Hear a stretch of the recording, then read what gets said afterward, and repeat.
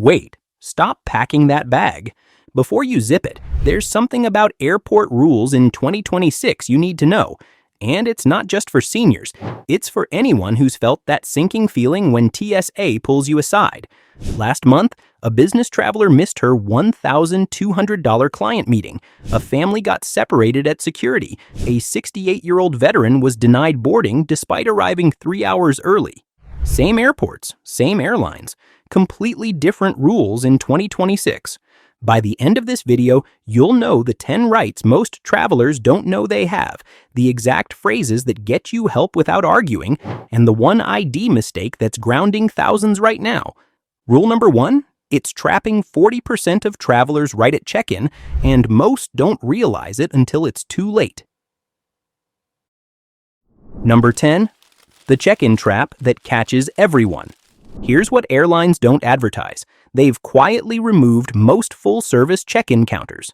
You walk into the airport expecting a person. Instead, you see kiosks, bag drop zones, and signs pointing to express check-in only. The problem, those express lanes assume you've already checked in on an app. A 29-year-old teacher from Denver spent 45 minutes bouncing between kiosks and closed counters before finding actual help. By then, her flight was boarding. She missed it. The rebooking fee? $280. Why? Because the signage pushes everyone towards self-service, but the full-service counters still exist.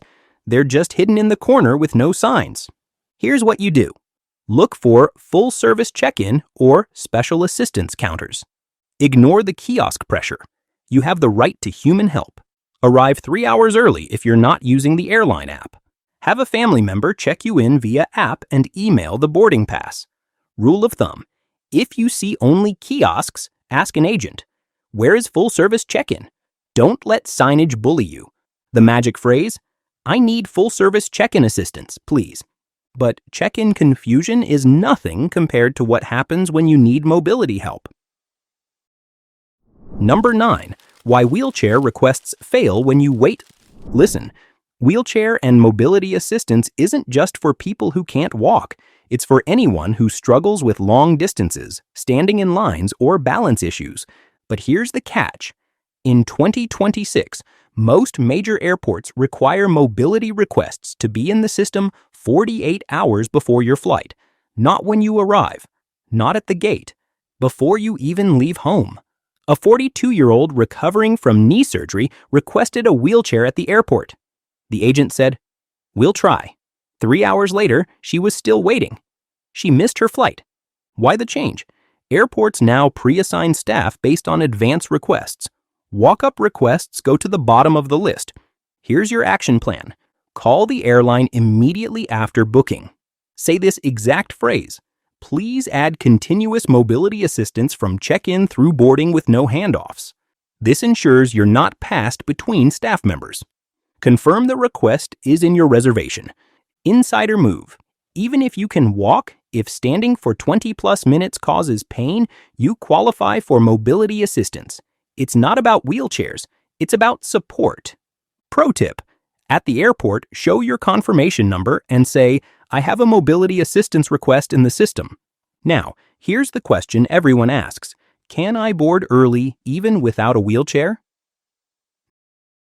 Number 8. The early boarding secret nobody tells you. Most travelers think early boarding is only for first class or wheelchair users. Wrong. If you have arthritis, joint pain, balance issues, or difficulty standing for long periods, you qualify for assisted boarding, even if you can walk onto the plane yourself. A 55-year-old with a hip replacement stood in line for 30 minutes, thinking she didn't qualify for help. By the time she boarded, her hip was throbbing and she could barely sit down. Here's the biological reality. Your body doesn't care about pride. Standing in a crowded jet bridge, rushing to find overhead space, and navigating narrow aisles with a heavy bag, that's a recipe for injury at any age. The solution. When booking, call and say, "Can you add a special service request for mobility support and assisted boarding?" This creates an SSR, special service request, on your ticket. At the gate, you'll be called during pre-boarding. No wheelchair needed. The magic phrase, I need an accessibility seat for mobility and comfort under policy. If the agent hesitates, add, "May I speak with the complaint resolution official?" The CRO is specially trained for disability and accessibility issues. Just mentioning them usually solves the problem. But early boarding doesn't help if you get separated from your family. Number 7. How to keep your family together legally. Here's what most people don't know. If you're traveling with mobility or medical assistance, you have the right to keep one companion with you throughout the airport. This isn't about convenience, it's about safety. A 71-year-old with early-stage dementia got separated from his daughter at security. He wandered for 20 minutes before staff found him. He was terrified. Under accessibility practices, airlines must allow companion continuity when you're under assisted boarding. Here's what you do. At check-in, say, "We're traveling together, and I'm under mobility assistance. Please link our boarding for companion continuity." This tags you as a unit in the system. Your companion boards with you during assisted boarding. Bonus option. If your companion isn't flying, like an adult child dropping you off, ask for a gate pass. I have mobility issues. Is it possible to issue a gate pass so my family member can escort me to the gate? Many airports allow this. Your family member can pass through security, stay with you until boarding, and then leave. Now, let's talk about the part that stresses everyone out. TSA Screening. Number 6. The TSA Screening Shortcut. Most travelers miss. TSA Screening is where anxiety peaks. You're bending down, removing shoes, emptying bags, while a line of impatient people stares at your back. But here's what the TSA doesn't announce. They have accommodations for medical needs, and you don't need to be elderly to use them. If you're traveling with a CPAP machine, insulin, liquid medication, or any medically necessary item, it's exempt from the 3.4-ounce liquid rule. A 38-year-old diabetic had her insulin confiscated because she didn't declare it. She thought declaring meant filling out paperwork. It doesn't. It just means saying it out loud. Here's what you do. As you place your bag on the conveyor, say, "There are medically necessary items in this bag." That's it. One sentence. TSA may scan or swab it, but they won't make you dump it out. For metal implants, knee, hip, pacemaker, carry a medical notification card. If you have a pacemaker, request a manual pat-down instead of a handheld wand over your chest. For shoes, if removing shoes is painful or risky, say, "I have mobility issues. May I keep my shoes on and receive alternative screening?" Rule of thumb. Transparency beats secrecy. Declare first, explain second. And speaking of medical items, let's talk about the medication mistake that's getting people detained. Number 5. The medication rule that changed in 2026. Medications are the number one source of confusion at security. One wrong container, one missing label, and you're stuck in secondary screening. Here's what changed. In 2026, TSA is enforcing stricter verification for prescription medications, especially in quantities over a 10-day supply. A 50-year-old with high blood pressure had 3 months of medication in a pill organizer. TSA flagged it. No labels. No proof. They held her for 90 minutes while they called her pharmacy. For liquids, insulin, liquid meds, keep them in original pharmacy bottles. Declare them at screening. These are medically necessary liquids. For pills, original pharmacy bottles are safest. If using a pill organizer, bring a photo of the prescription labels. Carry a doctor's letter listing all medications. For international travel, some countries, Japan, UAE, parts of Europe, require original bottles. Check destination country rules before packing. Insider move. Photograph every prescription label before you leave home. Digital backup has saved countless travelers. Now, here's a question I get all the time. What about keeping medication cold? Number 4. The medical cooler loophole. Airlines hide. If you travel with insulin or temperature-sensitive medication, you've probably worried, will this count as an extra bag? Will they charge me? Here's the truth. Under U.S. airline rules, a small medical cooler is separate from your carry-on allowance. It doesn't count as a personal item or hand carry, as long as it's clearly for medical use. A 44-year-old traveling with insulin was charged $65 for her cooler bag because it looked like a lunchbox. The agent didn't recognize it as medical. Here's your strategy. Use a small, obvious medical cooler or pouch. Label it medical or insulin. Don't hide it in a regular backpack. At boarding, ask the flight attendant, "I'm traveling with temperature-sensitive medication. May I ask if it can be stored in the crew cooler?" Many flight attendants will help as a courtesy, but only if you ask politely and early. Pro tip: never put temperature-sensitive meds in the overhead bin. Cabin air gets hot, and bins get even hotter.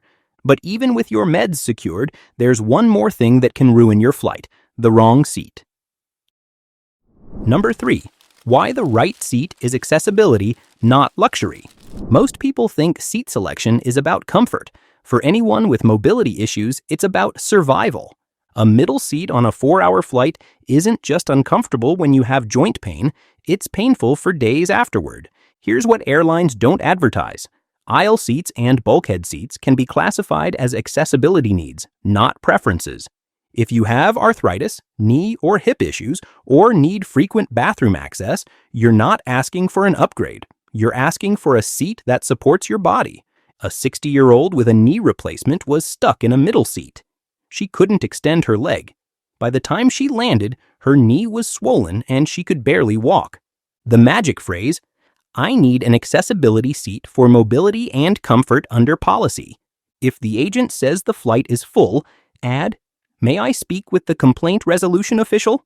The CRO has authority to find solutions: seat swaps, blocked seats, better aisle placement. Rule of thumb: the goal is to arrive at your destination able to walk, not in pain. And once you've got the right seat, there's one more thing most travelers don't know about. Number 2. The quiet rooms airports don't advertise. Airports are overwhelming. Constant noise, bright lights, hard seats, rushing crowds. Even if you arrive early, you're exhausted before you board. Here's what most travelers don't know. Many major airports have quiet rooms, sensory rooms, or accessibility lounges, but there are no signs pointing to them.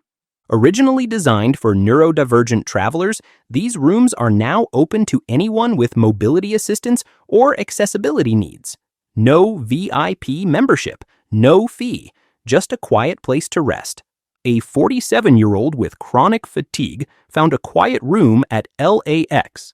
She said it was the difference between arriving exhausted and arriving ready to enjoy her trip. How to find them? Ask at the information desk, check-in counter, or gate. Say, "Where is the accessibility lounge or quiet waiting area?"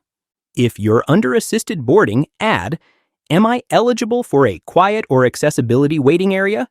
Not every airport has one, but when they do, it's a game changer. Now we've covered check-in, mobility, boarding, TSA, meds, seats, and quiet rooms. But none of that matters if you get stopped at security over one tiny detail. Number 1. The one ID mistake that stops thousands. Before your next flight, don't think about clothes or snacks. Open your wallet and look for one thing: the star on your ID. In 2026, Real ID is the standard for domestic flights in the US.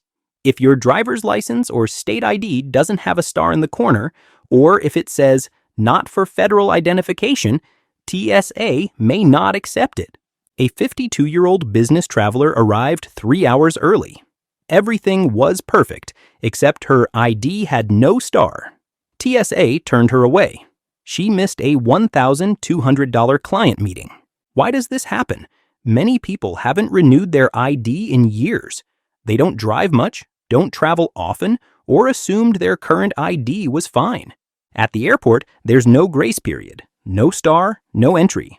What you need: Real ID compliant driver's license or state ID with a star, or a valid passport, or a Real ID state card. Second layer: biometric checks. More airports are using face scans at kiosks, gates, and passport control. The system compares your face now to your old photo. If your passport photo is 10 years old and you've lost weight, had surgery, or just aged, the software might hesitate. The solution: carry a second ID with a recent photo. If the system flags you, a human officer can manually verify you, but only if you have a backup ID. Action step: after this video, open your wallet. Find the star. Check your passport expiration. Get a second ID with a recent photo. This one step prevents 90% of boarding denials. Now, knowing these 10 airport rights won't matter if you don't have them organized when you need them. A 58-year-old used a simple checklist and saved $340 in fees, avoided 2 security delays, and got early boarding on all 3 flights, just by knowing what to say and when. Most travelers don't realize TSA has 47 specific accommodation rules that apply to medical, mobility, and accessibility needs, and airlines are legally required to provide them, but only if you ask correctly. That's exactly why I created the TSA Survival Kit, a complete guide with every phrase, every form, and every right you have at the airport. It includes the Airport Rights Checklist, TSA Magic Phrases script, and step-by-step videos showing you exactly what to do at check-in, security, and boarding. If you've ever felt confused, rushed, or dismissed at the airport, this kit was made for you. Watch TSA just banned these 8 senior medications. Check your bag now. Next, it's right here. Don't let a simple packing mistake cost you your trip. See you there.